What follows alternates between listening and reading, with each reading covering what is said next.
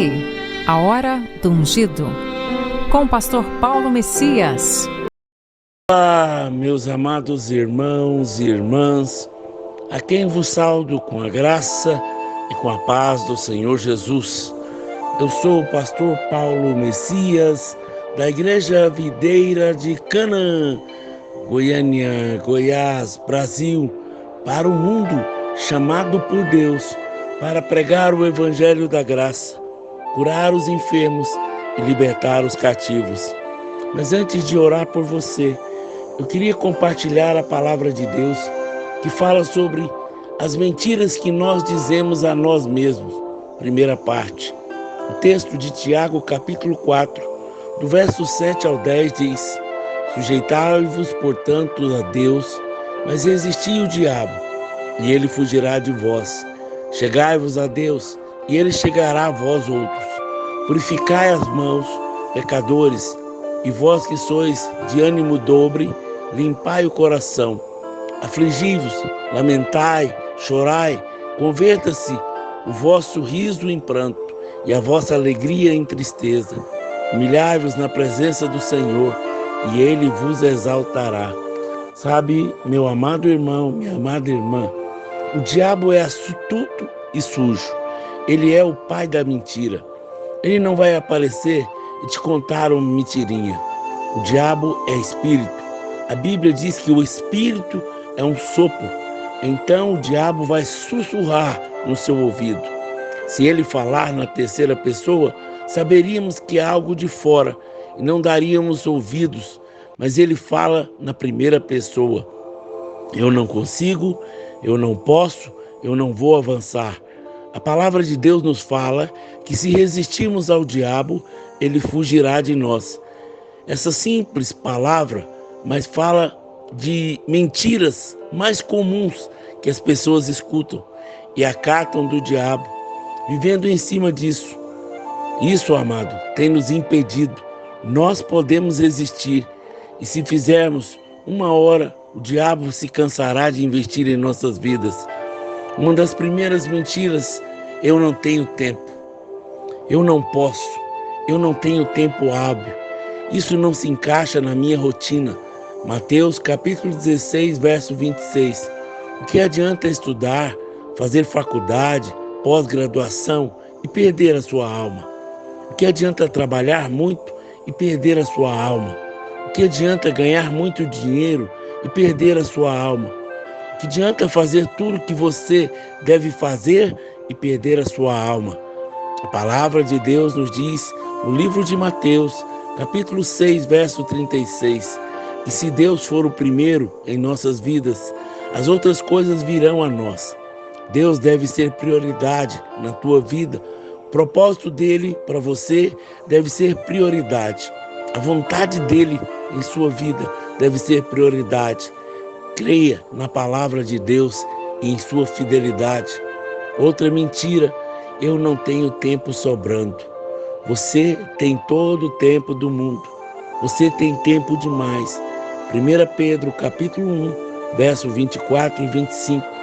Não temos todo o tempo do mundo. Nossa vida é como uma erva que murcha, passa num instante. Em Tiago capítulo 4, verso 14. Não sabemos o nosso amanhã. Como em arrogância podemos dizer que temos todo o tempo?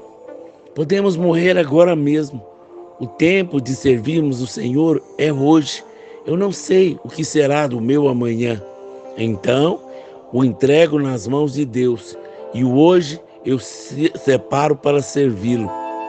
Em 1 João, capítulo 2, verso 17, aquele que faz a vontade de Deus hoje permanece eternamente. Exemplos, filhos, fazem mais do que 2000 anos que a palavra de Deus foi concluída. As mesmas coisas que ministramos hoje, onde somos enriquecidos, outros já foram. As coisas do mundo passam, mas a palavra do Senhor não. Você não tem todo o tempo do mundo, você tem hoje. Outra mentira: ninguém vai me ouvir, ninguém vai me ver. Os olhos do Senhor estão sobre todos os homens, nos cercam por trás e por diante. Deus sempre está comigo, e o lado bom disso é que assim eu estou seguro estou em paz. Mas há uma implicação. Não existe solidão, não há privacidade aos olhos de Deus. Ele está vendo tudo. Não queira ter uma vida oculta, pois isso não é possível. Exemplo, o profeta Natan vai conversar com Davi em 2 Samuel capítulo 12. O que aconteceu resumidamente foi: Davi, um belo dia, viu uma moça se banhando, desejou-a e teve um caso sexual com ela. Sabendo que ela está grávida e o seu esposo está na guerra, pediu para trazê-lo à sua casa. Mas Urias era um homem nobre. Como diz a palavra, não entrou, dormiu em uma praça. Davi então fez o contrário. Mandou colocá-lo na linha de frente, onde não haveria como não morrer. Ele morreu e ela, viúva, foi tomada por Davi como esposa. Parece um crime perfeito, né? Ele era o rei, ninguém sabia, ninguém viria saber. Mas o Senhor sabia e enviou o profeta Natan. E o mesmo contou uma historinha onde havia um homem rico que recebeu um amigo de viagem. Esse era mesquinho e roubou a ovelha do vizinho para servir de alimento ao seu amigo. Mas o vizinho só tinha uma ovelhinha. Davi, ouvindo a história, compadeceu e disse que o homem rico merecia a morte e o homem pobre merecia ser restituído 4 vezes mais. E, irado, perguntou quem era o tal homem rico e mau. Natan disse: é você. Ninguém viu, mas Deus viu. Deus é Deus. Te vê individualmente e por inteiro. Todos nós iremos comparecer perante o tribunal do Senhor, prestando contas sobre o que fizemos ou falamos. Queira viver na presença do Senhor, morar nele. Em Atos capítulo 17, verso 28, tudo é perfeito por meio do Senhor. E sim, tem alguém vendo. Deus sabe que eu sou assim. Ele me fez desse jeito. Isso é genética. Sou italiano. Esse é o meu temperamento. Crente, Gabriela, eu nasci assim. Vou ser sempre assim. Vou morrer assim. Em Ezequiel capítulo 28, verso 15. O diabo era perfeito, amados. E Deus também nos fez perfeitos. Mas nós fazemos escolhas. E a consequência do pecado é essa. Em Lucas capítulo 13, do verso 4 e 5, há uma ideia comum de que o outro sofre mais porque é mais pecador, de que o outro é doente porque é pecador. Isso gera condenação a si próprio, pois apontando o outro como se houvesse nele mais pecado, você se põe em uma posição elevada que não existe, alegando que não há pecado em você. Se pensa isso, além de estar mentindo, coloca também Deus numa posição de mentira, pois ele disse que todos os homens são pecadores, e como subjuga quem peca, merece uma enfermidade, por exemplo, gera ela para si mesmo no reino do Espírito.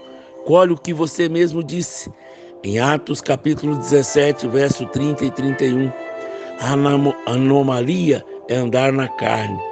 Deus não criou ninguém mal-humorado, descontrolado, estressado. Você foi criado por Deus de forma perfeita. Outra mentira: posso fazer o que quiser, basta pedir perdão depois.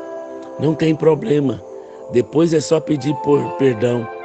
O sangue de Jesus não é provisão para que você escolha o pecado. O pecado na vida do crente é um acidente.